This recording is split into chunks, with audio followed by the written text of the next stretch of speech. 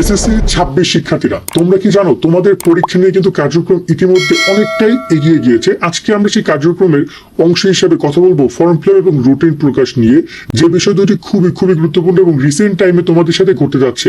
ইতিমধ্যে তোমরা টেস্ট পরীক্ষা দিয়ে বর্তমানে সময় কাটাচ্ছ, বলতে পারো যে এক প্রকার স্কুল বন্ধ।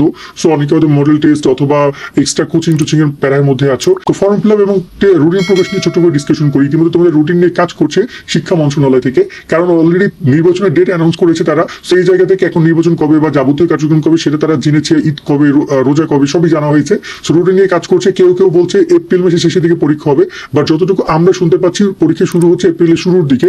মূলত তোমাদের ঈদ পরবর্তী সময় এই পরীক্ষা শুরু করার পরিকল্পনা তারা রেখেছে। অন্য জায়গায় যদি কথা বলি ফর্ম ফিল আপ নিয়ে, এবং তোমাদের সাথে কথা বলি যদি তোমাদের রুটিন প্রকাশ নিয়ে, তোমরা জানো 31শে ডিসেম্বর থেকে তোমাদের ফর্ম ফিল আপ কার্যক্রম শুরু করছে শিক্ষা মন্ত্রণালয়।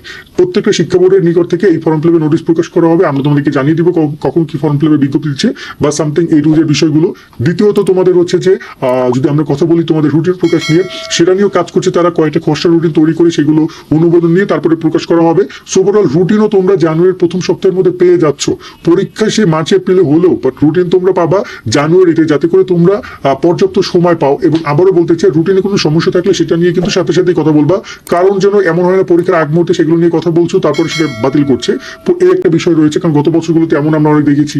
সো একটা বিষয় পেয়ে হচ্ছে সম্পূর্ণ বিষয়গুলো এখন সুন্দর করে তোমরা পড়াশোনা করো। খুব শীঘ্রই গাইডলাইন সাজেশন সবকিছু তোমরা পেয়ে যাচ্ছ, সেগুলো ভালোভাবে দেখে নিও। সকলে অনেক অনেক ভালো থাকবা। আল্লাহ হাফেজ।